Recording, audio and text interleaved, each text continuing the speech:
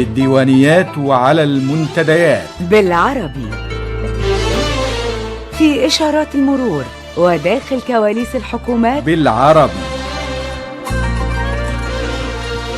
أحاديث المسؤولين الكبار وأمنيات الأطفال الصغار بالعربي، على صوت العرب.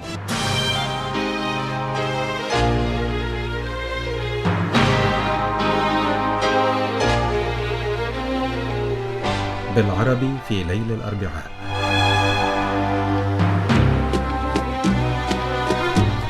أسرته تتمنى لكم استماعا جيدا ومفيدا بمشيئة الله.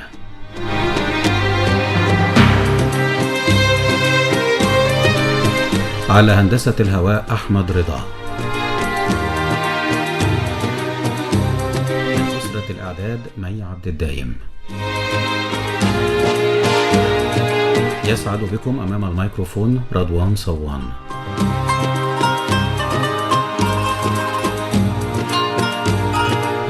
بالعربي في ليل الأربعاء، الإخراج هاني فؤاد.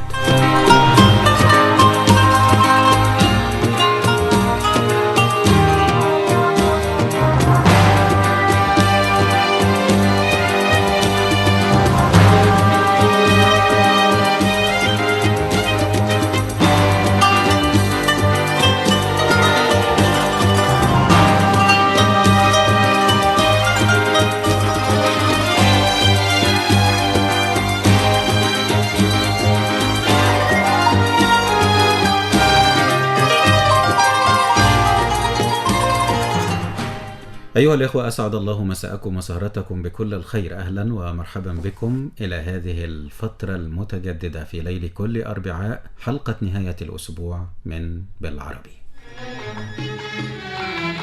مطلوب من كل وطني، من كل وطني، مطلوب من كل مصري، من كل مصري، من كل أب، من كل أم، من كل أخ، من كل أخت.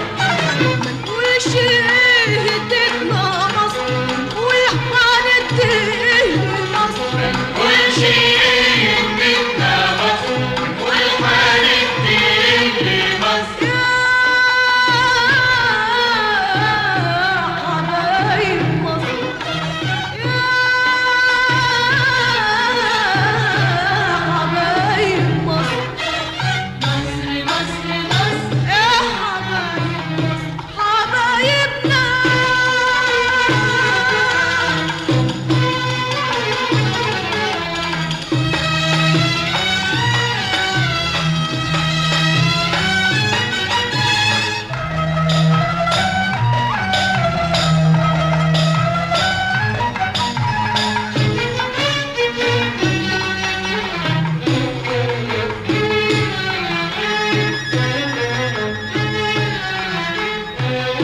مصر الحياة، مصر الأمل، مصر الشهامة والعمل. مصر الحياة، مصر الأمل، مصر الشهامة والعمل. على صدرها نمنا، على حسها أمنا، على صدرها نمنا، على حسها أمنا، وبشمسها الحلوة نورنا أيامنا، وبحضنها دفينا، وفي ظلها مشينا، وقلوبنا لو وعدش ليلها بيروينا. مصر النجاة، مصر السفينة، أغلى أمانة في إيدينا أمينة. مصر النجاة. بالعربي في ليل الأربعاء، وكما عودناكم في بداية كل حلقة نتعرف على أحوال الطقس في مصر وبعض الدول العربية المجاورة. فمعنا ومعكم الدكتور محمود القياتي، المتنبئ الجوي بالهيئة العامة للأرصاد الجوية. دكتور محمود، مساء الخير وكل عام وأنتم بخير. مساء الخير لحضرتك استاذ رضوان، ومساء الخير لكل الساده المستمعين، وكل عام وحضراتكم بخير. وحضرتك بألف خير، والحمد لله سلامة، الحمد لله على السلامة من الأجازة بقى يا دكتور محمود. الله يسلمك استاذ رضوان. الجو بقاله يومين ثلاثة كده يا دكتور محمود، يعني حسينا ان احنا دخلنا في الصيف فعلا، يعني الحرارة زادت كده والرطوبة وبقينا بنعرق كتير. احنا بالفعل دخلنا دلوقتي في الفتره الصيفيه بشكل كامل اللي بتستمر على مدار شهر 7 وشهر 8. بتتميز بارتفاع كبير في نسب الرطوبه وسرعات رياح بتكون هاديه بشكل كبير، بيخلونا نحس بارتفاع درجات الحراره. في فرق كبير ما بين درجات الحراره المحسوسه ودرجات الحراره المقاسه اللي بيتم قياسها في محطات الرصد الجوي. الفرق ده في بعض الاحيان بيوصل ل3 و5 درجات مئويه. يعني لكن على مدار ال 48 ساعة الماضية بالفعل كان هناك ارتفاع في درجات الحرارة، وإن كان ارتفاع طفيف على الجانب الشمالي من الجمهورية زي القاهرة الكبرى والسواحل الشمالية والوجه البحري، لكنه كان ارتفاع ملحوظ على المحافظات الجنوبية. تزامن مع ده ارتفاع كبير في نسب الرطوبة، ده خلانا نحس بدرجات حرارة محسوسة تصل ل 38 ويمكن 39 درجة مئوية في بعض الأحيان على القاهرة كدرجة حرارة محسوسة مع هدوء سرعات الرياح. لكن الحمد لله بداية من اليوم بدأت التوزيعات الجوية على مصر تحديدا تتغير، وبدأنا نحس باعتدال كبير أو بانخفاض طفيف في درجات الحرارة عن اللي كنا بنستشعر به على مدار اليومين الماضيين. ده صحيح. والعظمى اليوم على القاهرة سجلت ما بين ال 33 ل 34 درجة مئوية بعد إضافة عوامل الرطوبة ونشاط الرياح. نقدر نقول إننا حسينا بدرجة الحرارة اليوم وكأنها 35 ل 36 درجة مئوية، ده بالنسبة للقاهرة الكبرى. يعني هو متوقع دكتور محمود خلال الفترة القادمة إن احنا بما ان احنا بدأنا في الفترة الصيفية فعلا، فهيبقى معدل درجات الحرارة والشعور بالرطوبة في المستوى ده، ان الجو هيبقى حار او ممكن شديد الحرارة والرطوبة عالية ان شاء الله. هو عموما فصل الصيف مش بيكون فيه تغيرات كبيرة، بيكون فيه ثبات واستقرار لمدة طويلة، وده بالفعل اللي هنشوفه على مدار الفترة اللي جاية. يمكن في بعض الايام نلاقي ارتفاع بمعدل درجة لدرجتين، هنبدأ نحس بيهم طبعا مع ارتفاع نسب الرطوبة. ايام بتكون الرطوبة اقل، ايام بتكون اكتر، والايام اللي بيكون فيها بعض هبات الرياح ممكن نحس بالجو اكثر اعتدالا خاصة خلال ساعات الليل.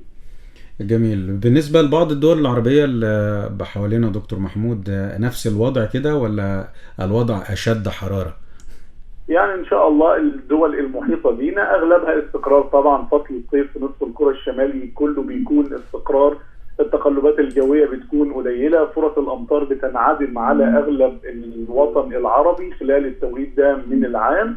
لكن ممكن نلاقي بعض هبات الرياح القوية اللي بتؤدي لإثارة واضحة للرمال والأتربة تحديدا على مناطق من العراق والكويت ومناطق من الجزائر.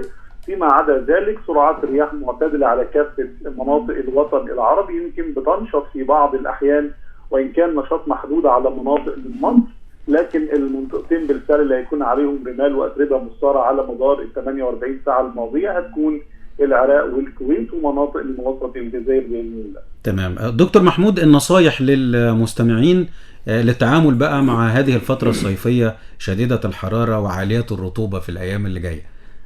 أهم نصيحة طبعا بنوجهها للمواطنين بارتفاع نسب الرطوبة الموجودة حاليا، بننصح دايما بالتواجد في اماكن جيده التهويه، لان كل ما كان في تحرك للرياح ومكان فيه تهويه جيده بيقل احساسنا بالرطوبه. رطوبه بعض الناس ما بتقدرش تتحمل قيم الرطوبه العاليه، خاصه في المناطق الساحليه اللي بتشهد اعلى نسب رطوبه سواء خلال ساعات الليل او خلال ساعات النهار.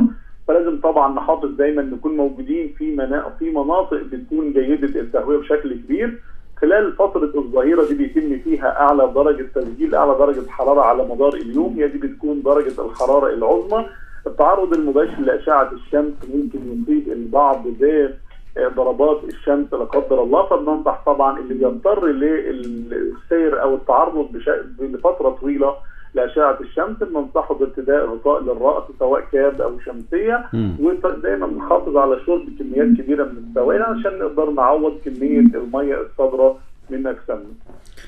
جميل. الدكتور محمود القياتي المتنبئ الجوي بالهيئة العامة للأرصاد الجوية، بنشكر حضرتك دكتور محمود، ودايما بتنورنا في بالعربي في ليل الأربعاء. شكرا جزيلا يا دكتور محمود.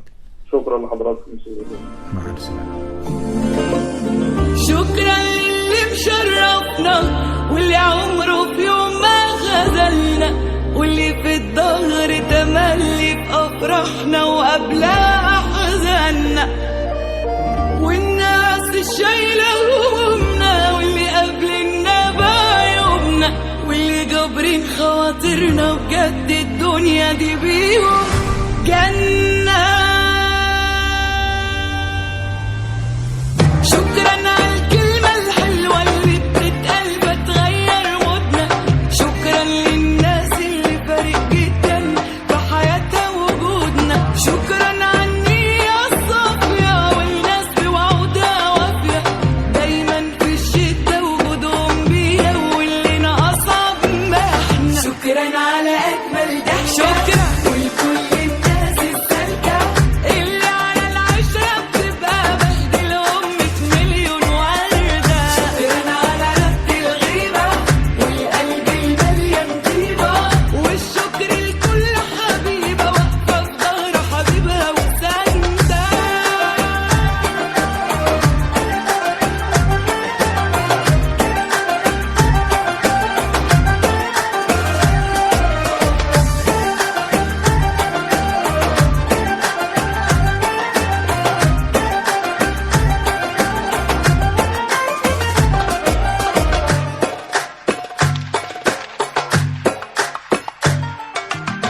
شكرا على حب الغير للغير من غير أي نفسية، والأي نصيحة تطلع من قلب القلب في وقتها جاية، واصحاب ملهاش في مصالح مهما زعلت بتسامح، وقلوب بأقل قليل حمدة وشكرة وكمان مرضية، شكرا على أجمل ضحكة ولكل الناس السالكة اللي على العشرة بتبقى بهدلهم 100 مليون وردة، شكرا على رد الغيبة والقلب المليان طيبة، والشكر لكل حبيبة واقفة في ظهر حبيبها وساندة.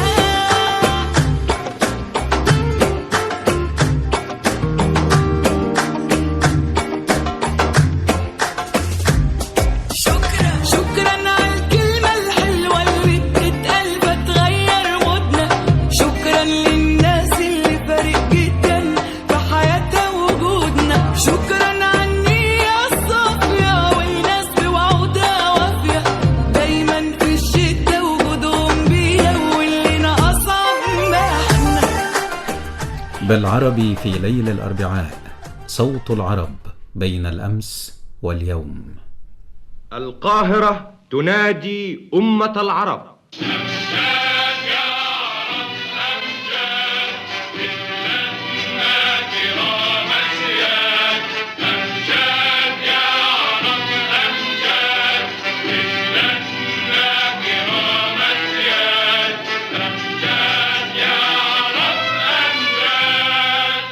أيها العرب في جميع أنحاء العالم، هذا صوت العرب الناطق بلسانكم، المكافح من أجلكم، المعبر عن وحدتكم، نوافيكم به من قلب الأمة العربية المجيدة من القاهرة.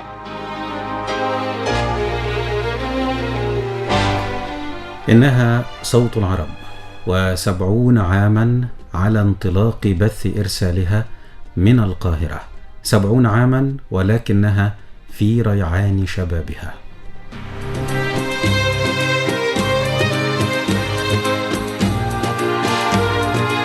هذا الشعار أمجاد يا عرب أمجاد في بلادنا كرام أسياد، كتبه الشاعر عبد الفتاح مصطفى ولحنه أحمد صدقي، وغناها طبعا الأغنية كاملة المطرب كارم محمود.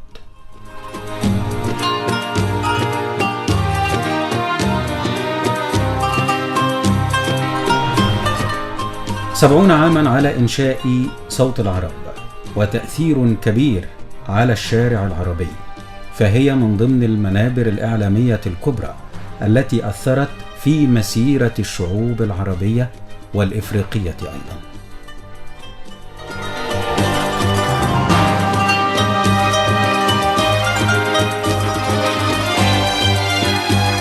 تعالوا بنا أيها الإخوة في هذه الفترة من بالعربي المخصصة لصوت العرب بين الأمس واليوم، تاريخ صوت العرب الحافل بالإنجازات وثورات التحرير في البلاد العربية والإفريقية، وبين المأمول منها في فترتنا هذه والمستقبل لصوت العرب. يسرنا ويسعدنا أن يكون ضيفنا على الهواء الكاتب الصحفي الأستاذ سيد الزهيري، عضو مجلس أمناء المنتدى المصري للإعلام، رئيس لجنة الإعلام والتواصل المجتمعي بجمعية خريج الإعلام. أستاذ سيد، مساء الخير، كل عام وحضرتك بألف خير. مساء الخير على حضرتك وعلى كل فريق العمل في بالعربي، البرنامج اللي أنا بعتز بيه جدا، وشرف كبير جدا إن أنا أبقى قاعد قدام الميكروفون اللي أسس لحاجة اسمها الإعلام المصري والإعلام العربي. صوت العرب الأول بنقول كل سنة وحضراتكم طيبين. طبعا عيدكم عيدين، ألف خير، عيد الأضحى وعيد صوت العرب. نعم. فكل عام وكل أساتذتنا الإذاعيين والإعلاميين بألف خير، لأن هنا من هنا بدأت فكرة الإعلام المصري، ده أكيد، وأسست كمان للإعلام العربي. فكل عام وحضراتكم بألف خير. وحضرتك بألف خير أستاذ سيد.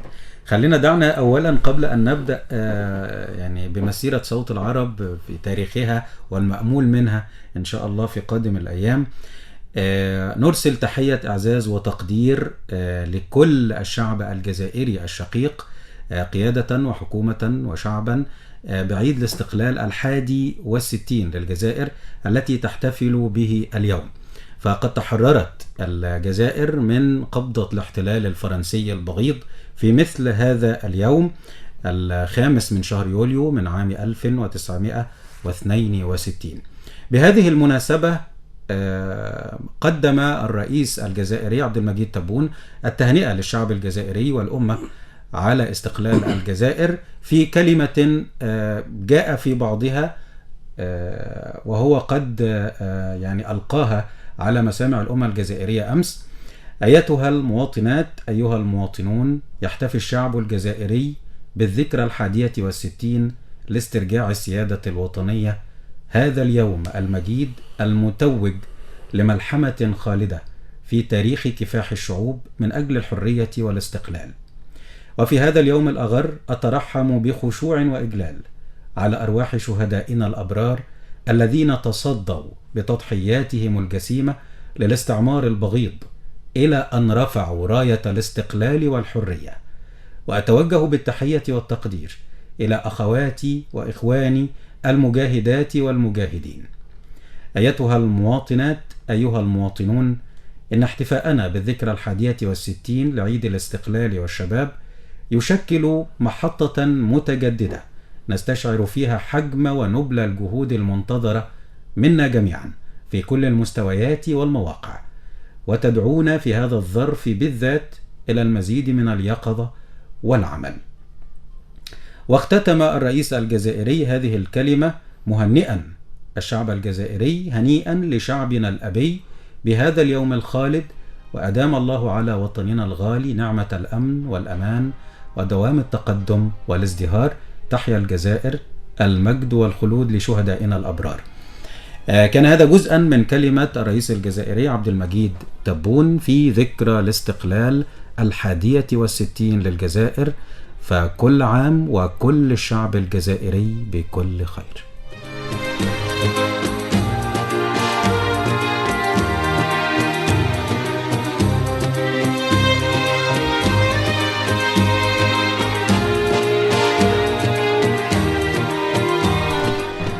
وبهذه المناسبة أيضا أدعوكم الآن إلى الاستماع إلى هذا الجزء بصوت الإذاعي الكبير الراحل أحمد سعيد، الرئيس المؤسس لصوت العرب، في ذكرى إذاعة أول بيان للثورة الجزائرية. شاب جزائري فوجئنا بيه جاي طالب يقابلنا في صوت العرب، وليس معه غير شنطة صغيرة، وجاي لنا وبيقول لنا أنا اسمي مزياني مسعود، لسه جاي من الجزائر عبر سويسرا، وعايز أقابلكم وعايز أقول لكم مشاكلنا ايه، وطلب مني انه يعرف الطريق الى الجامع الازهر. فبقول له تروح الازهر تعمل ايه؟ قال لي انا جايب رسائل لبعض الشباب اللي بيدرسوا في الازهر وساكنين في رواق المغاربه. فهمت منه انه قابل كذا واحد جاي له برسائل منهم بن خروبه، وبحث معايا ايضا عمليه انه يتعرف على المسؤولين المصريين اللي لهم علاقه بشغلنا في صوت العرب. مجموعه من الشبان الجزائريين تمردوا على الوضع اليائس وقرروا عمل حركه فدائيه هدفها الاستقلال التام. عقدوا عدة اجتماعات، تكاثروا، انتخبوا أحمد بن بلة اللي هو مزياني مسعود اللي هو الشاب اللي اتكلمنا عليه، وانتخبوه وبعتوا له مصر في أواخر 53 ليعرض على مصر فكرة دعم ثورة مسلحة تقوم في الجزائر. المخابرات المصرية لما تبعته باسم مزياني مسعود، وفضل عندنا وعندي أنا باسم مزياني مسعود لغاية بعد 4 إبريل، إلى أن اعترف مزياني مسعود لفتح الديب بحقيقة اسمه أحمد بن بلة وبحقيقة وجود تنظيم أسماءه أهي، قياداته أهي، وبدأ الإعداد للعملية الثورية.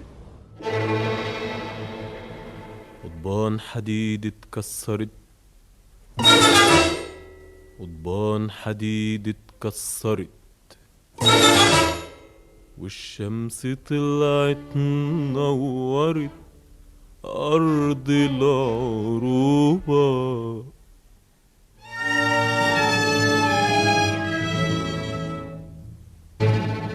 قضبان حديد اتكسرت، والشمس طلعت نورت أرض العروبة.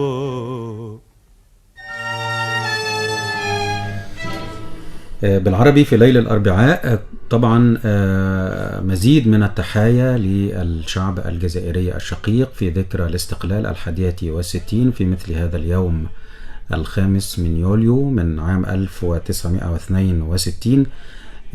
وبالتأكيد صوت العرب التي نحتفل أيضا بعيد ميلادها الذي وافق أمس 4 من يوليو من عام 1953 عيد ميلادها 70 كما ذكرنا في بداية هذه الفترة. كان لصوت العرب يعني شأن كبير في دعم الثورة الجزائرية، وأعتقد ضيفي الكريم أستاذ سيد عنده كلمة بهذه المناسبة. والله احنا يعني طالما بقى جبنا الثورة الجزائرية واحنا بدورنا بنقدم التهنئة والتحية للشعب الجزائري اللي بيحتفل، وحسن الطالع كمان ان السنة دي يجي يعيد استقلال الجزائر متزامن مع صوت العرب، عيد ميلاد صوت العرب. صوت العرب 4 يوليو والاستقلال الجزائر 5 يوليو. والترابط ده ترابط له تاريخ، مش طبعا ترابط مصادف يعني. الثورة الجزائرية أو الثورات العربية كلها كان دور صوت العرب في التحرر العربي دور كبير جدا. وكانت في الثورة الجزائرية بالذات، أنا في ملمح في الثورة الجزائرية ملمح مهم جدا يقول لك قد إيه صوت العرب أثرت في طرد الاستعمار من الأراضي العربية واستعادة استقلال الأراضي العربية. الراديو كان له تأثير جدا في الثورة الجزائرية. نعم. لدرجة إن الراحل العظيم أحمد سعيد ودوره اللي أسس الأول برنامج صوت العرب واللي تحولت إلى إذاعة صوت العرب، لما كانت الإذاعة لها تأثيرها كان في كولونيل ضابط في جبهة التحرير الجزائرية اسمه الكولونيل صالح. الكولونيل صالح ده كان، شوف التأثير قد ايه، يعني تأثير أبكاني وانا بقراه. الكولونيل صالح ده كان لما يحصل البيانات بتاعت أستاذ أحمد سعيد عن الحصاد اليومي لثورة الجزائر والجبهة التحرير الجزائر، فكان مثلا لما يقول بيان يقول مثلا استشهد اليوم 6 أفراد أو 5 أفراد. فكان متابع جيد جدا للبيانات ده الكولونيل صالح. فلو لقى البيان اللي قاله أستاذ أحمد سعيد مختلف عن أرض الواقع، يعني مثلا العدد مختلف 6 وهم 4 بس، كان يفضل يطلع الجبهة ويفضل لحد ما يغتال 2 عشان يصحح البيان بتاع صوت العرب. فقد كده كان التأثير. وحتى الإخوة الجزائريين والشعب الجزائري بيدين لحد دلوقتي وبيعترف بدور صوت العرب طبعا في استقلال الجزائر وتحرير الأراضي الجزائرية من الاستعمار. ومع بدايات صوت العرب أنشئ إذاعة للثورة الجزائرية في بدايات إنشاء صوت العرب في الخمسينات وبداية الستينات حتى نيل الاستقلال في 62. أنشئ إذاعة للثورة الجزائرية تنطق لمدة ساعة كاملة من 9:30 إلى 10:30 مساء بتوقيت القاهرة، ترصد كل ملامح الثورة الجزائرية وما تشهده من قتالات مع العدو الفرنسي البغيض. يعني نعود مرة أخرى إلى ميلاد صوت العرب وتاريخ صوت العرب في التحرير العربي والإفريقي، والتي كان لها دور كبير في هذا. يعني على مدار أمس طبعا إذاعة صوت العرب كانت مليئة بالبرامج والفترات المفتوحة تغطية لهذا الميلاد 70 لصوت العرب. ونحن بدورنا أيضا في فترتنا هذا اليوم سوف نتعرف على بعض هذه الملامح التاريخية لصوت العرب وما هو المأمول من صوت العرب في قادم الأيام وفي هذه الفترة بالذات التي يمر فيها العالم العربي خصوصا والعالم كله في العموم بظروف استثنائية أكيد. فنحن يعني على علم ونشهد يوميا التغيرات التي تحدث في العالم وما يحدث في الدول العربية الشقيقة حولنا، يعني لا يخفى على أحد. دور صوت العرب في قادم الأيام والمأمول منها في قادم الأيام، ونتحدث بكل صراحة حتى يعني نرتقي ونتطور بإذاعتنا القديمة الجديدة صوت العرب. إخواني العرب وأخواتي العرب ويا كل العرب في كل أنحاء العالم العربي، كل سنة وانتم طيبين، وكل سنة وصوتكم صوت العرب طيب، كل سنة وانتم في أمجاد وفي انتصار وفي حب وفي خير وفي تضامن دائم من أجل معركتنا كلنا، من أجل العروبة. كل سنة وانتم طيبين. باسمي وباسم صوت العرب وباسم كل العرب بهني صوت العرب.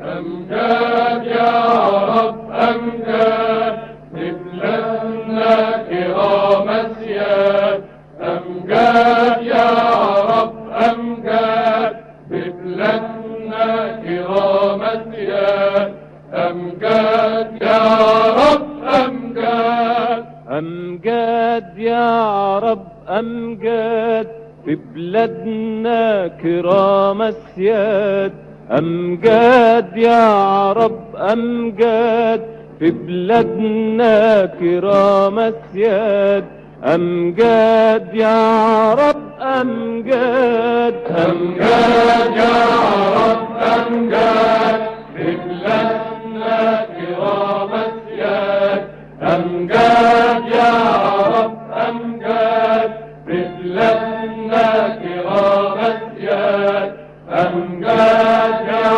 رب أمجاد.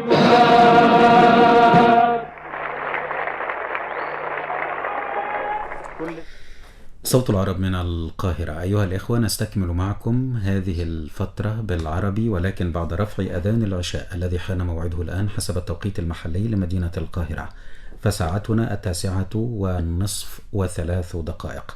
الشيخ عبد الباسط عبد الصمد يؤذن بالصلاة. الله أكبر الله أكبر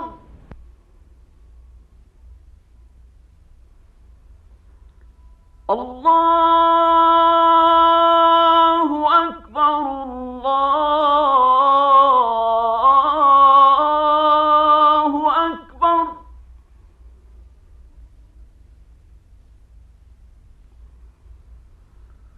أشهد أن لا إله إلا الله.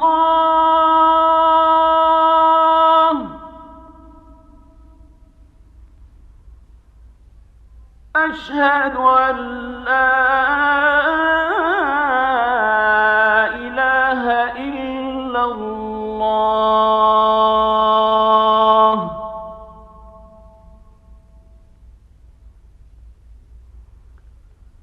أشهد أن محمدًا رسول الله.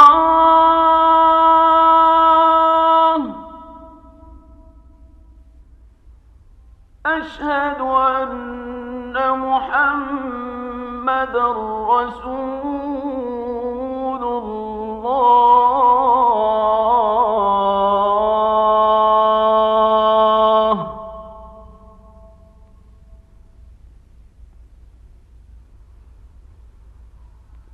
حي على الصلاة.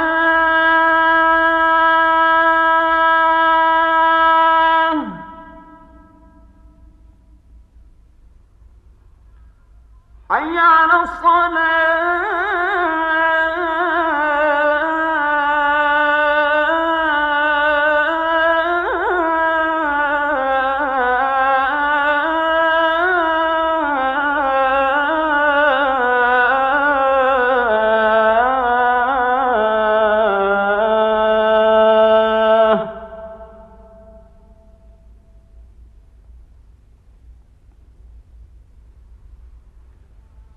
حي على الفلاح.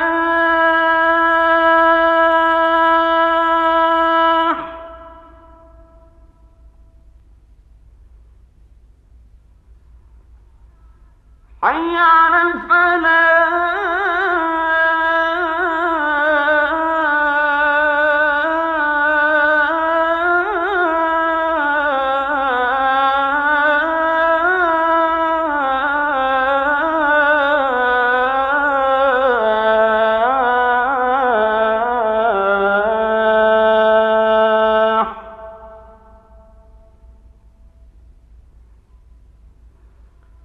الله أكبر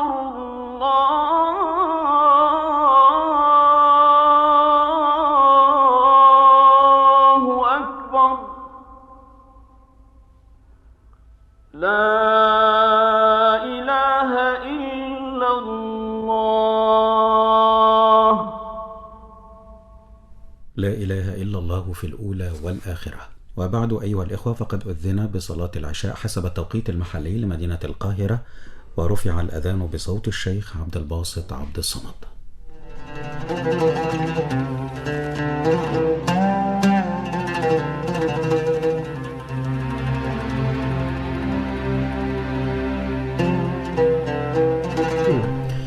نعود بكم مرة أخرى أيها الإخوة إلى بالعربي وصوت العرب بين الأمس واليوم.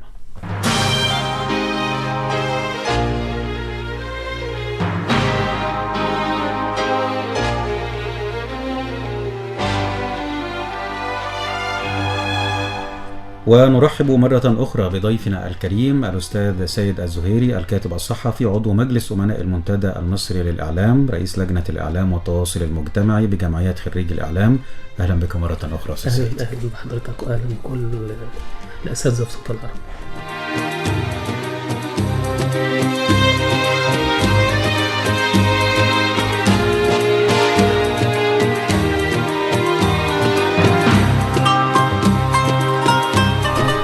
نعود بكم مرة أخرى أيها الإخوة إلى إذاعتكم صوت العرب. أستاذ سيد، ما أشبه الليلة بالبارحة كما يقولون.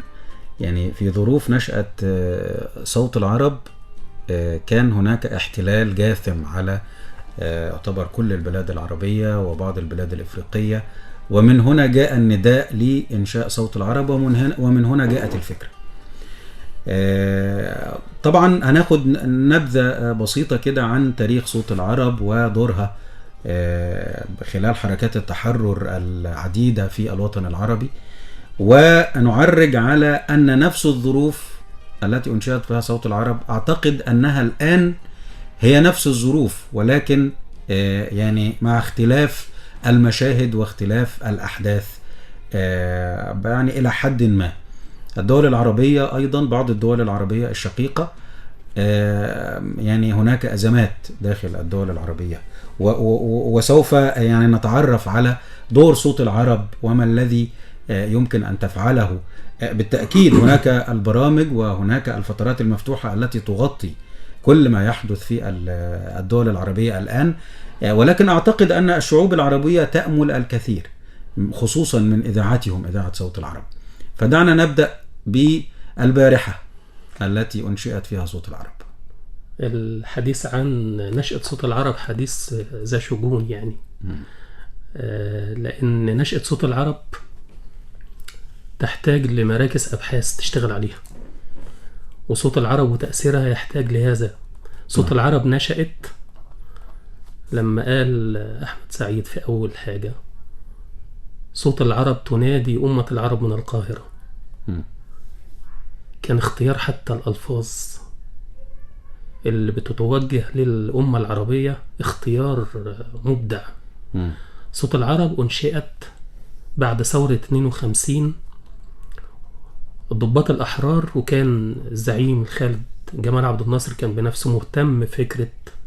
طبعا عندما عرضت عليه من الراحل محمد عبد القادر الأول حاتم طبعا عملوا الأول قسم في الجهاز المخابرات للشؤون العربية، وكان في فكرة الإنشاء حاجة تخاطب، كان لسه الفكرة بتتبلور. نعم. تخاطب. فلما عرض الدكتور عبد القادر حاتم وهو مؤسس الإذاعة والإعلام المصري فكرة أن يكون هناك برنامج،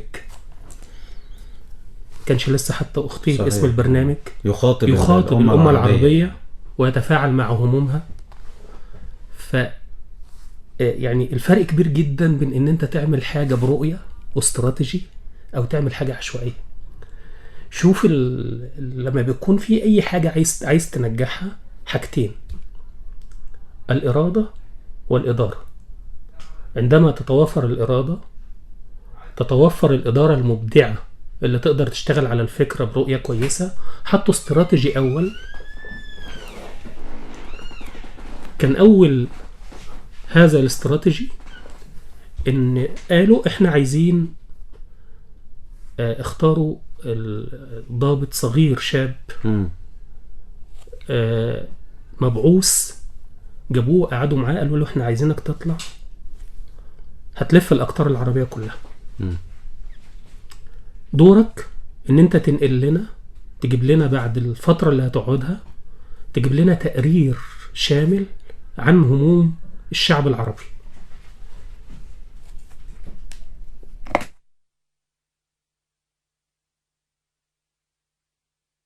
نعم.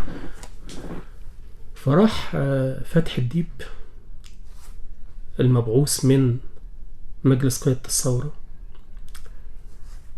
لف الأقطار العربية كلها، قعد أكتر من شهر بيلف الأقطار العربية قطر، وما راحش قعد مع التنفيذيين ومع القيادات، لا هو كان بيعمل معايشة مع الشعوب العربية. ورجع بعد الفترة دي بتقرير كان الاقتراح بعد كده من الدكتور عبد القادر حاتم ان ده يكون الستاند اللي هو بيبني عليه ويأسس عليه برنامج صوت العرب. ده بيتحط قدام الناس اللي هيختاروا، اذا كان الاستاذ احمد سعيد، وقعدوا معاه وجابوا التقرير ده وناقشوه معاه. ومن هنا بدأت فكرة صوت العرب ازاي تناقش او ازاي تخاطب المواطن العربي. صوت العرب استاذ رضوان انا بعتبرها لما هنيجي نتكلم بعد كده وهنأكد ده، هي كانت مؤسسة، منظومة إعلامية متكاملة، مش بس إذاعة. لا، أنا أعتقد صوت العرب هي اللي أسست حتى للفن والدراما العربية. احنا دلوقتي وصلنا لمرحلة، كنا المرحلة قبل كده، احنا دلوقتي يمكن دول بتحاول تسحب البساط شوية بس صعب الكلام ده، ان احنا الفن والدراما العربية نشأت من مصر.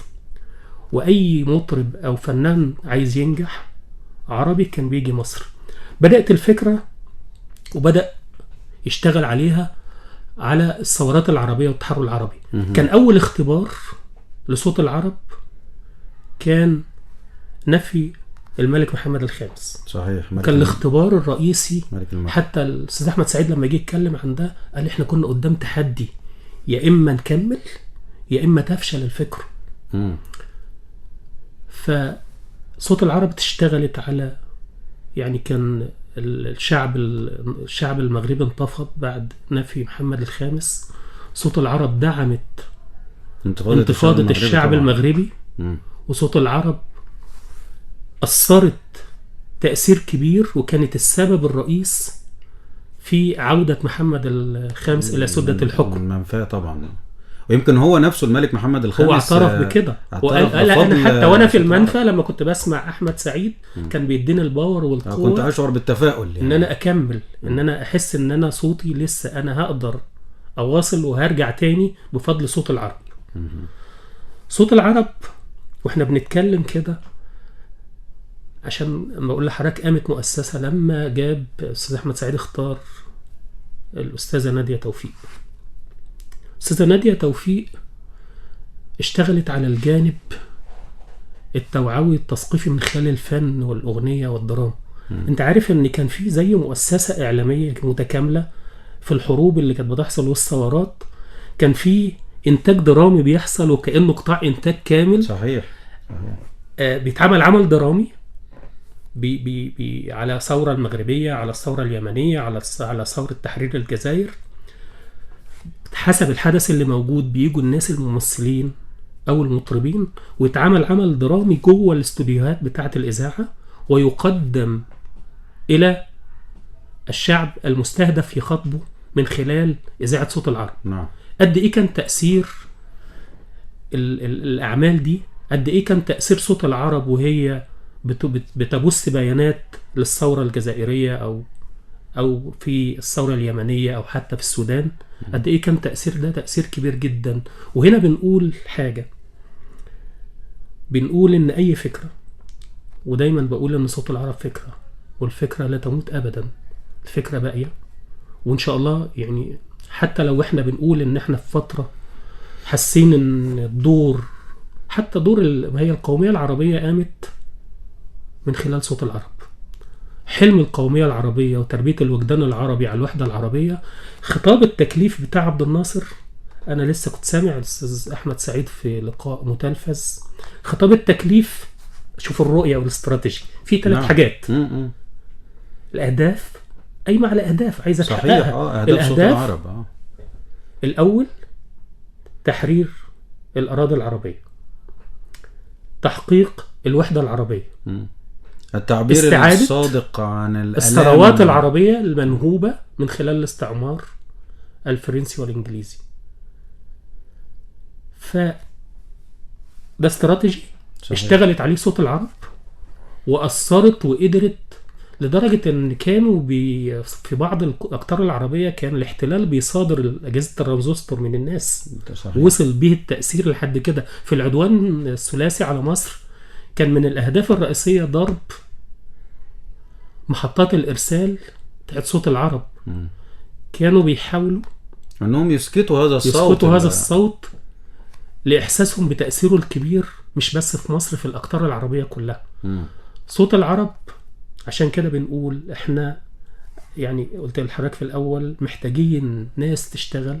لو عايزين نأسس لإعلام محتاجين ناس تشتغل على فكرة تأسيس صوت العرب، وإزاي قامت صوت العرب، وإزاي قدرت تأثر صوت العرب من خلال رؤية صوت العرب بإذاعية. يعني أنا أعتقد إن من المحطات العربية مش في مصر بس اللي لسه محافظة على رقي الكلمة واختيار كتيبة الإعداد والإذاعيين والتحرير الإذاعي والأفكار البرامجية اللي بتقدمها أيضا لسه موجودة في صوت العرب. صوت العرب نقدر نبني على هذا التاريخ الكبير طبعا اللي موجودة وعلى التاريخ اللي موجود، ونحدث طفرة جديدة في صوت العرب باستخدام آليات العصر. فإحنا ومن خلالكم يعني بنناشد. طب خلينا نقول بأستاذ سيد قبل ما ندخل في حتة صوت العرب اليوم، يعني هل فكرة القومية العربية التي طبعا نادى بها الراحل الزعيم عبد الناصر، والتي يعني كانت فكرة أساسية في إنشاء صوت العرب، وهو حشد الأمة العربية والكلمة العربية على كلمة سواء، هذه القومية العربية وهذا الحشد العربي وقوة العرب على كلمة واحدة، هل من الممكن ان احنا نطبق ده في وقتنا الحالي مع طبعا نحن نعلم ما يحدث على الساحات العربية جميعا؟ يعني هل ده متاح دلوقتي ان انا اقدر اجمع كلمة العرب خصوصا الشعوب، لان إذاعة صوت العرب كانت تخاطب الشعوب في الأساس، ونحن في الأساس الآن نخاطب الشعوب أيضا، يعني نحن نخاطب شعوب الأمة العربية، لأن هذه الشعوب هي الأمة العربية. يعني هذه الفكرة خبت ولا يعني ما زالت من الممكن أن تشعل من جديد؟ لا طبعا استحالة تخبو. يعني أنا بقول لك الفكرة بتموتش. وصوت العرب لو جينا نتكلم وهنجي هنرجع للحراك بتقوله ازاي نبني على ده. صوت العرب انا كنت بقول بشبهها بجامعة عربية، بس جامعة عربية فاعلة لانها جمعت الشعوب العربية. اجتمع الوجدان العربي لانها تتحدث اليهم كل يوم. اجتمع الوجدان العربي والشعب العربي لانها تخاطب همومه، تخاطب حاجاته، تخاطب مآسيه من الاستعمار، تخاطب حلم القومية العربية في المجتمع في الشعوب العربية. فكانت بمثابة الجامعة العربية التي أثرت في الشعوب العربية. إزاي ننطلق من ده؟ أكيد ممكن ننطلق من ده من خلال إن إحنا لو أسسنا على فكرة صوت العرب وإزاي قامت صوت العرب واشتغلنا على ده. إحنا زي ما قلت يا أستاذ رضوان، إحنا في فترة شبيهة جدا إن لم تكن أصعب. بالتأكيد. لأن في ظروف إنشاء صوت العرب، لأن الظروف لا بالعكس كمان. الظروف الحالية طبعا اختلفت الظروف والإمكانيات والأدوات بتاعت الحروب. أدوات الحروب دلوقتي بقت تعتمد على سلاح جديد، زي ما بيقولوا حروب الجديدة، حروب الجيل الرابع، حروب الجيل الخامس، بقت تعتمد على المحطات الموجهة والسوشيال ميديا الموجهة والإذاعات الموجهة. بتحدث عندك فتن بتحاول تغريب المواطن العربي لصالح النموذج الغربي. بيحيدك عن منظومتك القيمية والأخلاقية عشان تبقى مواطن سهل الاقتياد لأفكاره. هو الاستعمار دلوقتي ما عادش استعمار بالطرق المباشرة طبعا بجبهة وسلاح. صحيح. استعمار عقولي الأول بيمهد من خلال الثورة المصرية. قامت كده. الثورة المصرية قامت من خلال تدريب ناس على ازاي يأثروا في الشباب المصري من خلال القناعات او الافكار اللي شربوها بره، وحاولوا هنا يعملوها. حتى عندك الاذاعات الموجهة ليك بتحاول تهدم منظومتك القيمية، بتشتغل على ده. فانت الادعى قوي ان انت يبقى عندك جهاز اعلامي قادر ان هو يتصدى للحروب الجديدة. إذاعة صوت العرب عملت ده بإمكانيات يعني تكاد تكون محدودة جدا، وكان تأثيرها كبير جدا. فما بالك وانت الامكانيات الوقت المتاحه. هو طبعا المقارنه في حته الامكانيات او الكلام ده وطبعا الفتره اللي انشأت فيها صوت العرب كان يعني مجال الاعلام عموما كان لسه جديد على العالم ككل، وهي خرجت في هذا التوقيت، وطبعا اكيد التاثير بيبقى كبير. ولكن ما نحدث فيه اليوم هو الظروف مشابهه في الدول العربيه، ولكن الظروف غير مشابهه في المنافسه في السماوات المفتوحة اللي احنا موجودين فيها دلوقتي. يعني خلينا يعني نعقد هذه المقارنة، وايه اللي ممكن نعمله عشان يعني نطور من هذا الموضوع. هناخد فاصل صغير كده يا استاذ سيد ونرجع مرة تانية.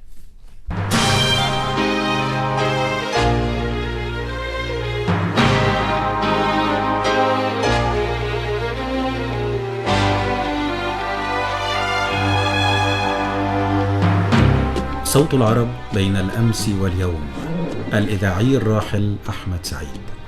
ندى توفيق كانت معايا ومع أستاذنا المشرف علينا في ذلك الوقت الأستاذ صالح جودة، كانت بتمثل عملية الإنشاء لصوت العرب، وهو مجرد فكرة طلع بقرار من مجلس قيادة الثورة في مارس 53 بتطالب الإذاعة بإنشاء برنامج يومي يوجه إلى الأمة العربية عن أهداف ثورة 23 يوليو، وتم اختيارها واختياري لأن احنا نعد صوت العرب من إبريل 53، وبدأنا صوت العرب في 4 يوليو.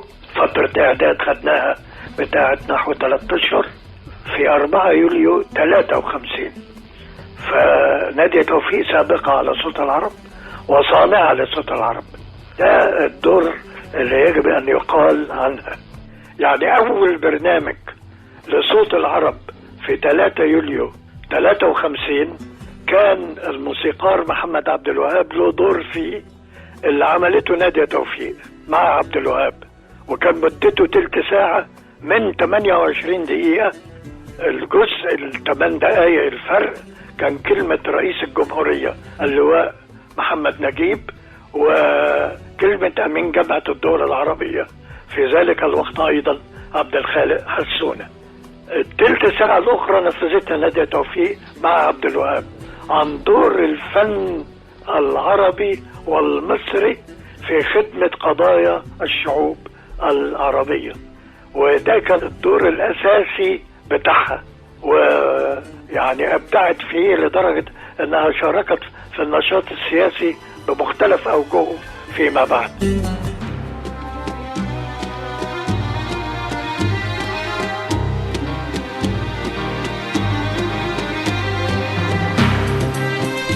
صوت العرب بين الأمس واليوم. معنا على الهواء على الهاتف الأستاذة ميرفت أبو غزال الكاتبة الفلسطينية. أستاذة ميرفت، مساء الخير وكل عام وأنتم بخير. مساء النور وكل عام وحضرتك بخير، ومصر والعالم العربي والإسلام وفلسطين كلهم بخير. اسمي دكتورة ميرفت غزال. أهلا يا دكتور ميرفت.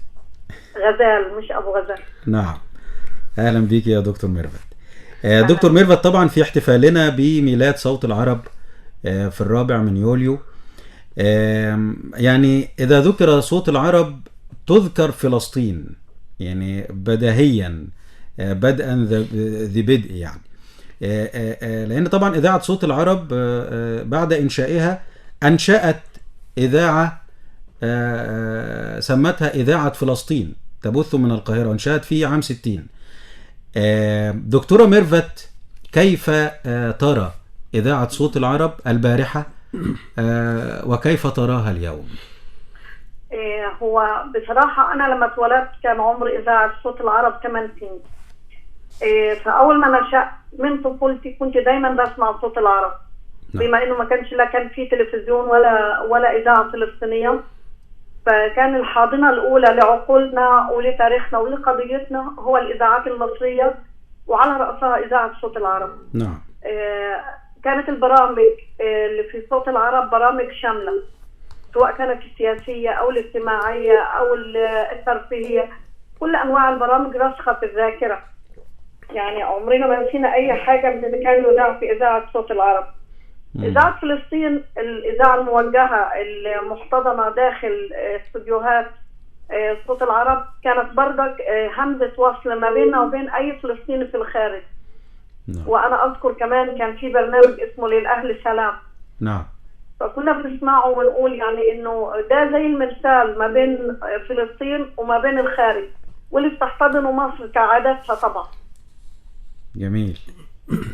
طيب يعني اذاعه صوت العرب مش بعيده عليا، من طفولتي انا وكل جيلي والاجيال السابقه ليا تربينا واذاننا وعقولنا ادمنت صوت العرب. نعم دكتورة ميرفت، هذا هو البارحة يعني وإنشاء صوت العرب وما تمثله من ذكريات. صوت العرب اليوم بالنسبة للدكتورة ميرفت غزال كيف تمثل، ويعني عايزة تشوفها ازاي؟ الدكتورة ميرفت عايزة تشوف صوت العرب ازاي، وهل يعني هناك ما يمكن أن يفعل ل يعني الارتقاء بما يقدم فيها من وجهة نظر طبعا الدكتورة ميرفت غزال؟ صوت العرب بالنسبة لي مش بس ان انا مستمعة وهي اذاعة انا بسمعها او بتابع برامجها. شرفت من سنة 96 ان انا اكون داخل الاستوديوهات الخاصة بصوت العرب وخاصة اذاعة فلسطين. نعم. فمن يوم ما وقفت قدام الاستاذ حمد الكنايسي وكان في اختبار الاذاعة بالنسبة لي، كانت فرحة كبيرة ان انا هداوم واجي اتابع. خاصة كان في برنامج صور من التراث الشعبي الفلسطيني مع الأستاذ مازن الشاوي الله يرحمه. وبعد كده برنامج عروزان اللي كنت بعده وبقدمه لحد فترة قريبة. فكانت صوت العرب بالنسبة لي بيتي والمكان المريح اللي أنا بسمع كل برامجه. نعم. برامج صوت العرب متطورة كما تطورت حاجات كثيرة في عصرنا الحالي. صحيح. والمأمول منها هو المأمول دايما من مصر. أذكر أن أنا لما كنا في غزة في الانتفاضتين الأولى والثانية أو أي أحداث خاصة بفلسطين، لو فتحت التلفزيون لقيت كل العرب ما تأثروش ومصر هي الوحيدة اللي تأثرت وشاركت الحدث، أحس بفرحة وإن العالم كله سمعني. لكن لو كل العرب شاركوا ومصر ما انتبهتش للحدث كنت بحزن كتير. تحس إن في حاجة ناقصة كبيرة يعني. بالضبط طبعا. بص حضرتك لو كل اخواتك شاركوك حاجة وامك ما شاركتش انت بتكون حزين. الله يعني حلو ضرب المثل ده يا استاذ دكتور.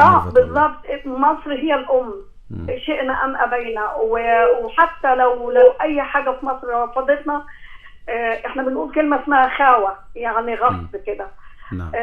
انا مثلا بحب مصر ومصر بتحبني ماشي. لو يجي اي حد ينكر انه مصر مثلا رافضه للقضيه الفلسطينيه او للموضوع الفلسطيني او للشعب الفلسطيني مش هتصدقه.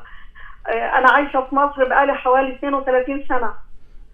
فمش بس انا زمان كنت مستمعه وانا في غزه، لكن من يوم ما جيت مصر وابتديت اعمل الدراسات وكده وعشت بين اهلها وعشت في شوارعها وفي بيوتها وكده، لا مصر بالنسبه لي ما عادتش بس مكان ان انا استمتع بيه واروح، لا هو الحضن الاساسي بالنسبه لي. فاذاعه صوت العرب زيها زي مصر. كل حاجه ان انا عايزه اقولها بتتقال في صوت العرب. اللي انا بتامله وبتمناه في الفتره اللي جايه، انا مثلا معاناتي في اذاعه فلسطين انه لحد دلوقتي انا عايزه اذاعه فلسطين تسمع في كل العالم. نعم. وعايزاها تدخل شبكه الانترنت. يعني تكون مثلا ان انا لو حطيت اي رابط وكده اقدر اسمعها من خلال شبكات التواصل الاجتماعي او شبكه الانترنت. اعتقد ان في الموقع ماسبيرو دلوقتي في البث التجريبي بتاعه يعني بداوا يعني يطوروا هذا الموضوع، وان شاء الله في الفتره القادمه نرى كل الاذاعات المصريه ومن ضمنها طبعا اذاعه فلسطين الحبيبه على موقع ماسبيرو ان شاء الله. هو ده اللي بنتمناه من ايام ما كنا مع الاستاذ حسام حمدي اللي هو كان رئيس اذاعه فلسطين وكده. فكانت الاجراءات ديت والمجهودات ديت بتبذل، والدكتوره لمياء محمود مشكوره الله يكرمها كانت برضه بتسعى جاهده يعني لانه يتم ادراج فلسطين على شبكه التواصل الاجتماعي وشبكه الانترنت العامه وكده. ده اللي بتمنى ليه، لانه فيها برامج وفيها حاجات وكلها مرتبطه ارتباط وثيق وكبير بكل شبكات الاذاعات المصريه. فده كله لما يتكثف ويزيد المجهود فيه ان شاء الله هيكون دفعه قويه باتجاه خدمه القضيه الفلسطينيه ونشرها، وتكون مضاهاه للمنظومه الاعلاميه الزائفه اللي بيشكلها الكيان الصهيوني. طبعا اكيد، لانه احنا اصحاب حق وهم يعني شيء مارق. فلو احنا اصحاب الحق اجتهدنا وكثفنا جهودنا وتكاتفنا كلنا ان شاء الله القضيه هتوصل لكل العالم، ومش هيضيع الحق الفلسطيني او الحق العربي في فلسطين. اكيد طبعا. الدكتوره ميرفت غزال الكاتبه والباحثه الفلسطينيه، احنا بنشكر حضرتك شكرا جزيلا دكتور ميرفت على هذه المداخله، وبالتاكيد ان شاء الله صوت العرب في قادم الايام يعني يصل صداه إلى كل العالم كما تأمل الدكتورة ميرفت إن شاء الله. وكل سنة وحضرتك طيب، وكل شعوبنا العربية وشعب مصر وفلسطين وكل العالم كله إن شاء الله بخير. إن شاء الله نجتمع العام القادم بإذن الله ونسمع في إذاعة فلسطين وإذاعة صوت العرب جوه المسجد الأقصى بإذن الله. يا رب يا رب إن شاء الله. شكرا يا دكتور ميرفت، شكرا جزيلا. ربنا يخليك. مع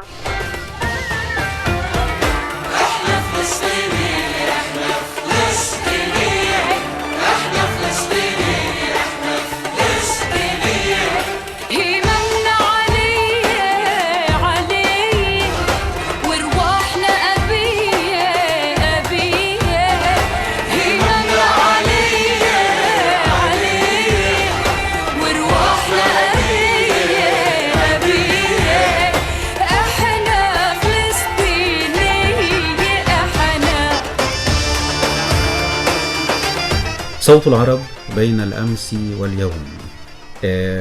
ضيفنا الكريم الأستاذ سيد الزهيري، الكاتب الصحفي وعضو مجلس أمناء المنتدى المصري للإعلام. الدكتورة ميرفت طبعا حطت إيديها على بعض النقاط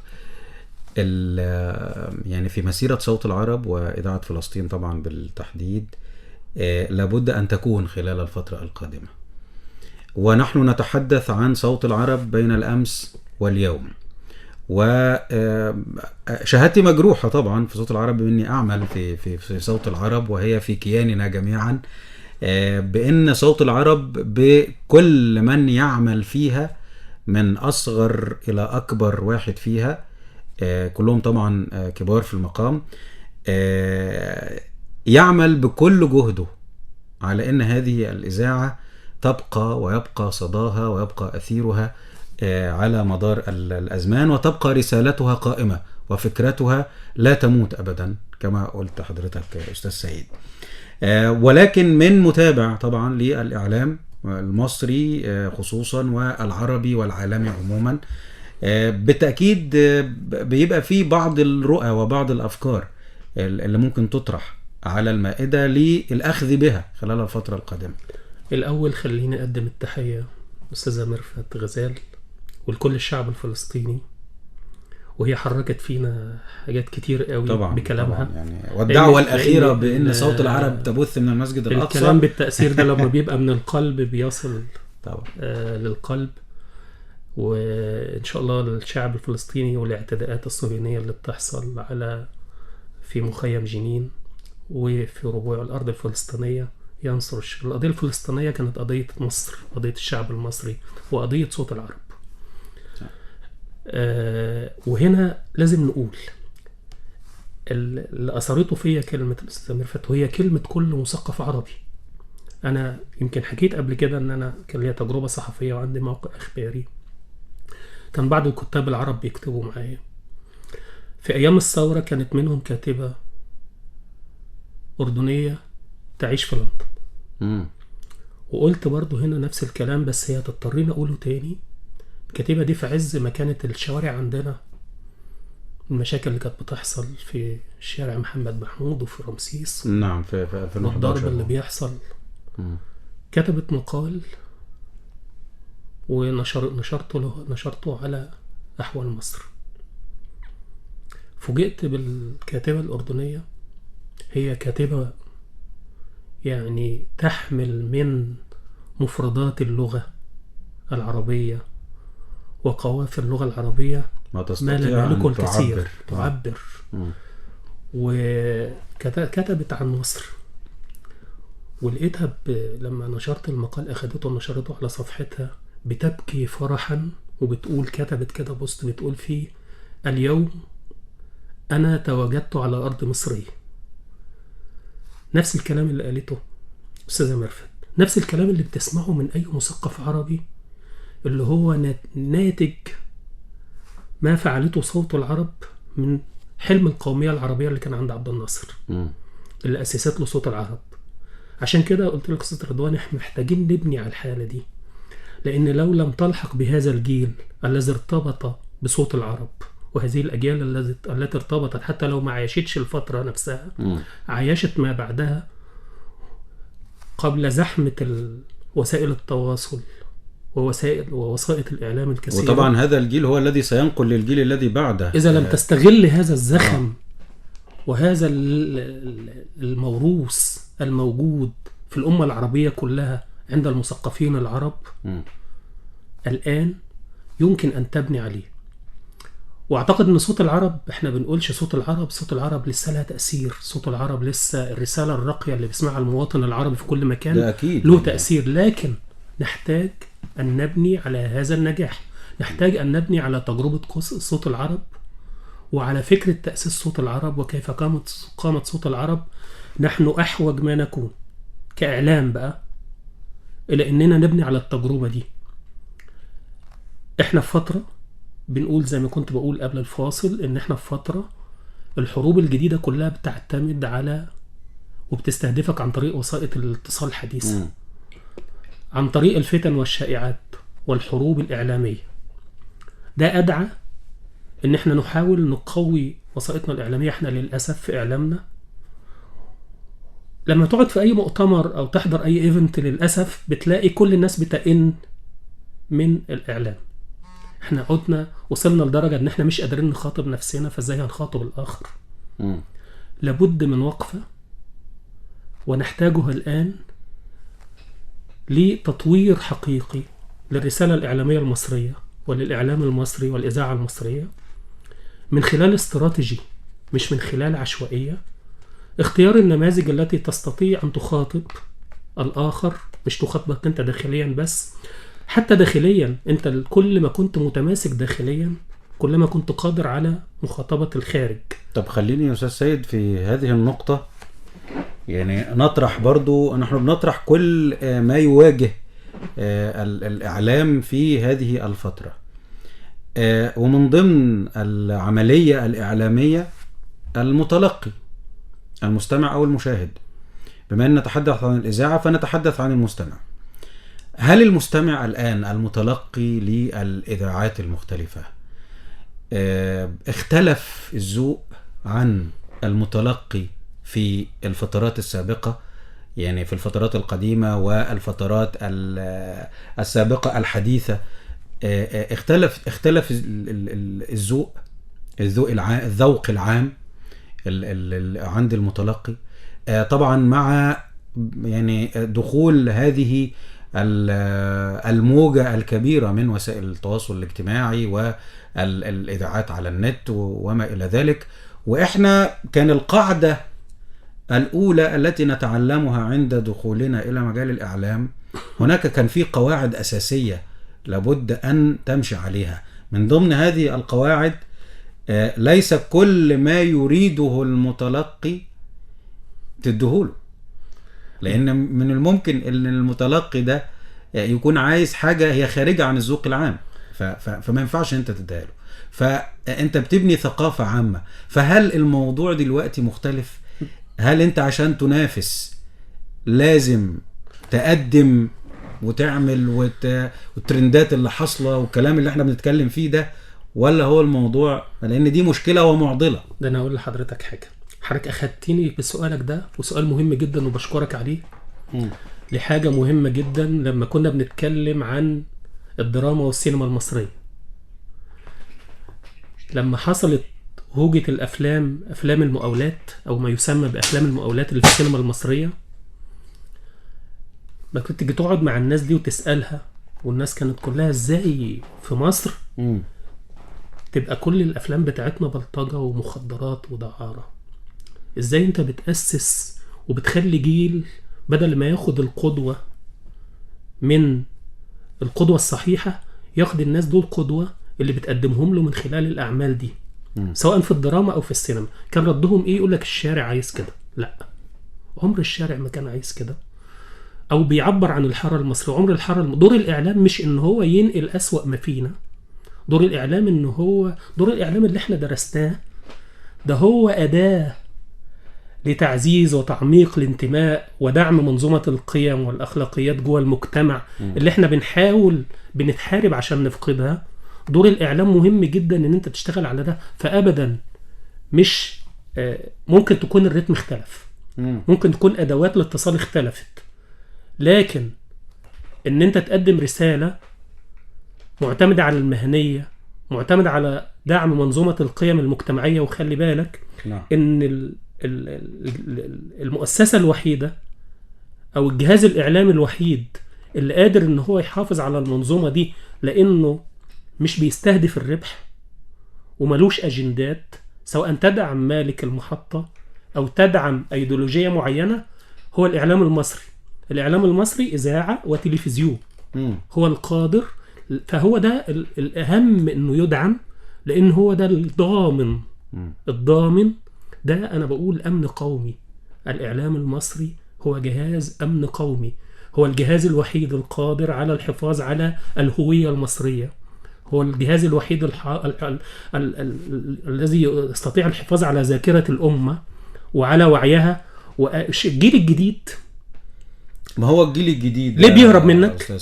لأنه للأسف لو فقد الثقة فيك بيلجأ.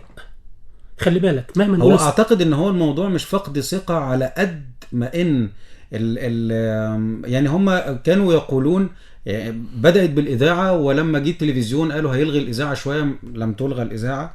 ولما جات وسائل التواصل الاجتماعي وهذه الهجمة الكبيرة بالسماء المفتوحة على الانترنت وغيره وما إلى ذلك والمواقع المختلفة، قالوا انه هيأثر طبعا على دور التلفزيون والإذاعة. ولكن في الفترة اللي فاتت دور الإذاعة كبر حتى عن دور التلفزيون نفسه، لأن الإذاعة معاك برضو ما زالت معاك في عربيتك في مطبخك ست الكل، يعني سهلة حتى على النت نفسه. الإذاعة تبث على النت، ولكن التأثير الأكبر للمواقع المختلفة والمنصات المختلفة. عشان كده أستاذ رضوان أنت محتاج تطور نفسك في حتة. أنت عندك الإمكانيات البشرية، عندك الخبرات موجودة، عندك الأرضية موجودة وجاهزة.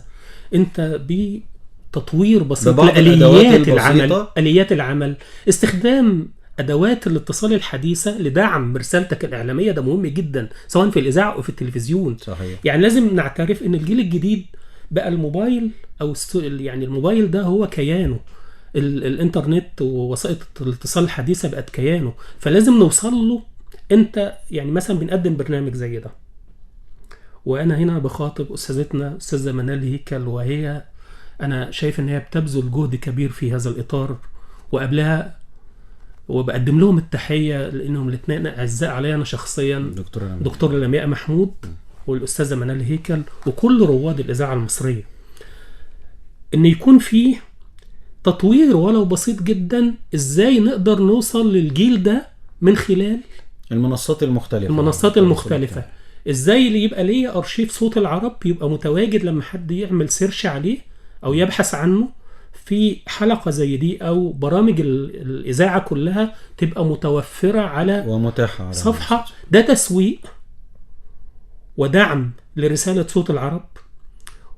وده مش بس هيبقى هنا، انت ما يعني انت صوت العرب ما بتخاطبش المجتمع المصري بس، بتخاطب الشعب العربي كله. طبعا بما ان ذكرنا الشعب العربي يعني سيد، طبعا الفكرة وصلت اكيد يعني. فنأخذ الأستاذ جمال محمد الإعلامي من السودان. أستاذ جمال مساء الخير. مساء النور بك وبضيوفك الكرام. اهلا بيك استاذ جمال، ومنورنا على اثير صوت العرب وصوت العرب بين الامس واليوم، وما تمثله للاستاذ جمال محمد. يعني البارحة كانت صوت العرب تقدم رسالة معينة، والرسالة لا يختلف عليها اثنان في الوطن العربي كله. اليوم صوت العرب، أنتم من تقولون ماذا تريدون من صوت العرب؟ تحية لك وتحية لصوت العرب. هذه الإذاعة العربية العريقة جدا، والإذاعة القديمة جدا، والليها صراحة يعني في وجدان كل سوداني كيان كبير جدا. وإحنا يمكن كسودانيين ارتباطنا ارتباط كبير ووثيق، ومن زمن بعيد. يعني أنا حتى والدي الله يرحمه كان دائما بيقول لي احنا مرتبطين بالاذاعه دي، اذاعه صوت العرب، وكنا بنسمع من خلال خطابات الرئيس جمال عبد الناصر وحديثه عن الوحده العربيه. نعم. فالاذاعه يعني لها ارتباط كبير جدا بالشعب السوداني، حتى الجاليه السودانيه الموجوده في مصر. نعم. فهذه هي الإذاعة بالأمس. يعني كثير جدا أنا سمعت عنها من الوالد ومن الكبار يعني في السن. نعم.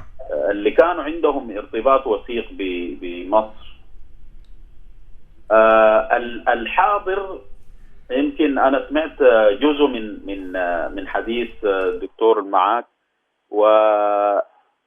وصراحة الإذاعة يعني الآن هي بتمثل وجدان للشعب المصري والشعب السوداني. نعم. والمتابعة لها ممكن تكون في الوقت الحالي، يعني المتابعة قلت أكثر من السابق، باعتبار إنه في السابق الإذاعة هي كانت بتمثل الدرجة الوسيلة الوسيلة الأولى نعم. لمعرفة الأخبار والأحوال وما إلى ذلك. بالضبط كده، لمعرفة الأخبار والتواصل بصورة عامة، حتى أنك تتعرف على ما يحدث من حولك في العالم، أو حتى ما يحدث من حولك في الدولة نفسها. صحيح.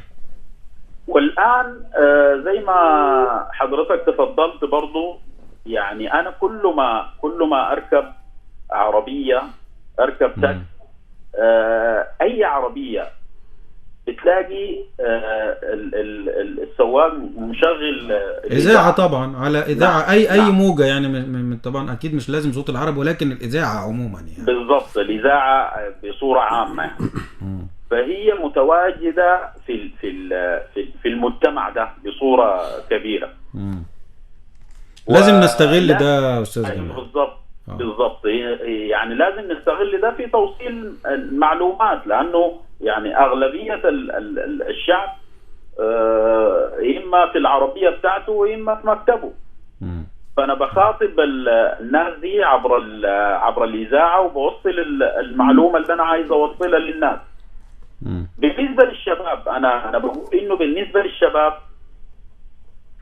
الموبايل أصبح يعني بياخد حيز كبير جدا من وقت الشاب. فأنا عندي تجربة مع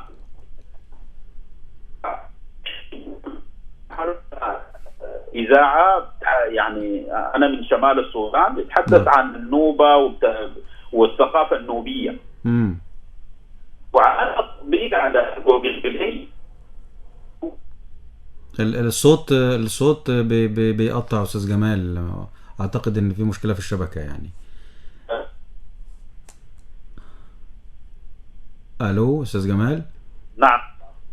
كده الأحسن. بقول لك عندي تجربة مع الإذاعة اللي هي لمخاطبة على النت. الشباب. إذاعة على النت. بالضبط كده. نعم. اللي هو تطبيق بيبقى ليها صدى أستاذ جمال، لها صدى كبير. هو تطبيق بينزل على جوجل بلاي. انت بتنزل التطبيق، بيكون موجود على الموبايل. بتشغل منه الاذاعات يعني. بتشغل منه في اي وقت انت عايزه. يعني مش الموبايل مش محتاج تحتاج انك توصل في السماعه وتبحث عن القنوات وكذا. فلازم تكون موجود، يعني لازم تكون موجود على هذه المنصه. نعم، كإذاعة. محتاجين صوت العرب بصراحه يكونوا موجودين كتطبيق على الجوجل بلاي حتى تكون الخدمه متاحه للجميع صراحه. يعني حتى لو دخلت وبحثت على الانترنت في اللاب او في الموبايل، من الصعب انك توصل للبث المباشر للاذاعه.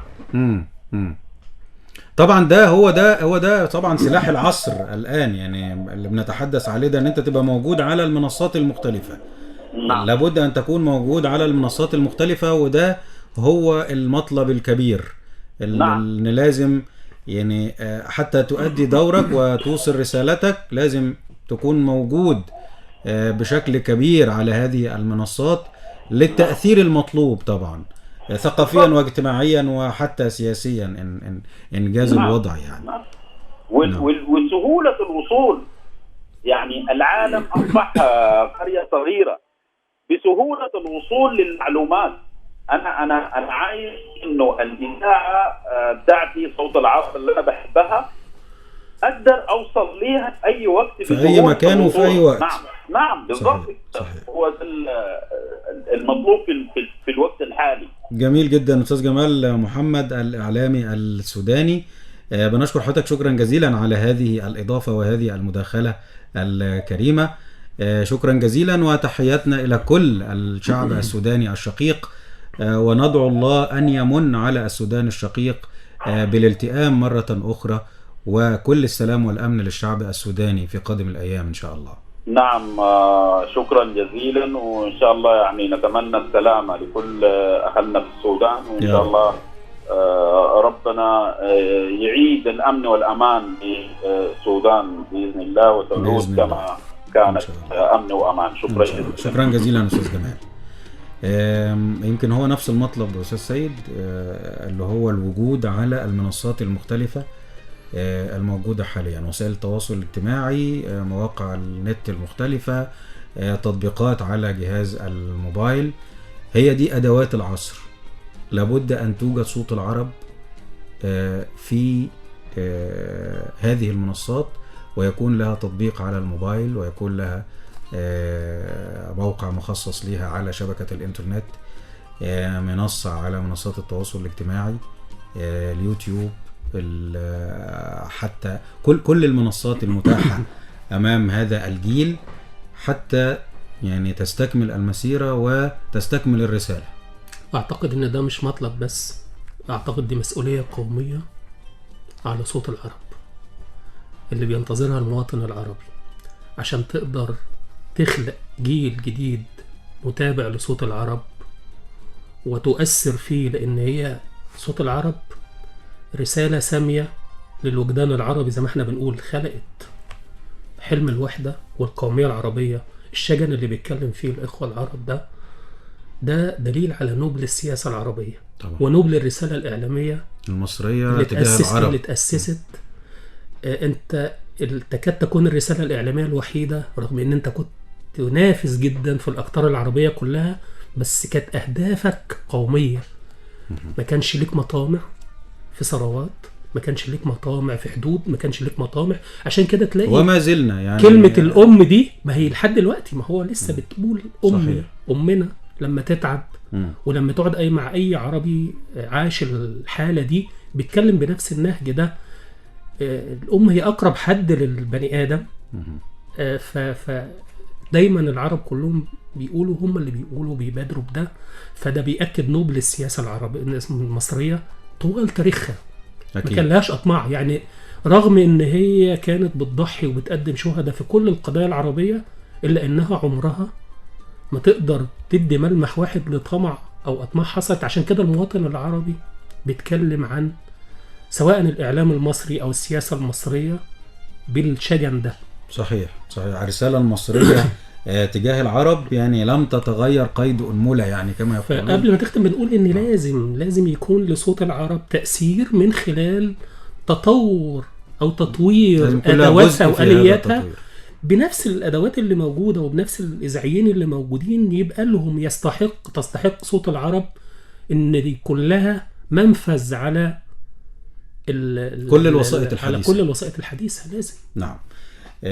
يعني صوت العرب بين الأمس واليوم، وكما قلنا وكما بدأنا في هذه الفترة 70 عاما مرت على ميلاد صوت العرب، ولكنها تظل في ريعان شبابها، وسوف تظل هذه الرسالة ممتدة. وبإذن الله أعتقد أن في الفترة القادمة سوف نشهد هذا التطوير الذي نتحدث عنه، وتكون صوت العرب موجودة على كافة الوسائط الحديثة، من تطبيقات على الموبايل، من صفحات على منصات التواصل، من مواقع على الإنترنت، حتى تتواصل رسالة صوت العرب إلى أمتنا العربية كلها. كل عام وكل العاملين في إذاعة صوت العرب وكل الشعب العربي بكل خير. كل الشكر والتقدير لضيفنا الكريم الأستاذ سيد الزهيري، الكاتب الصحفي، عضو مجلس أمناء المنتدى المصري للإعلام، رئيس لجنة الإعلام والتواصل المجتمعي بجمعية خريج الإعلام. شكرا جزيلا أستاذ سيد. أنا اللي بشكر حضرتك، وتاني مرة وثالث مرة كل سنة وحضراتكم طيبين، وكل العاملين في صوت العرب وكل أساتذتنا بألف خير، والأمة العربية كلها من هنا كل عام وانتم بألف خير. ويعني بدلك ان شاء الله وبطمنك ان صوت العرب راح للافضل، والاعلام المصري راح للافضل باذن الله ان شاء الله باذن الله. كل الشكر لفريق عمل بالعربي في ليله الاربعاء. كان معكم من اسره الهندسه الاذاعيه احمد رضا واشرف افكار، ومن اسره الاعداد مي عبد الدايم. سعدت بكم امام الميكروفون رضوان صوان، والاخراج دائما هاني فؤاد. رجلتنا كرام أسياد، أمجاد يا رب أمجاد. اشطروا الجبال الشم من سيرة رجال أبطال، تكتبها السيوف بالدم مسطورة على الرمال. صوت العرب من القاهرة.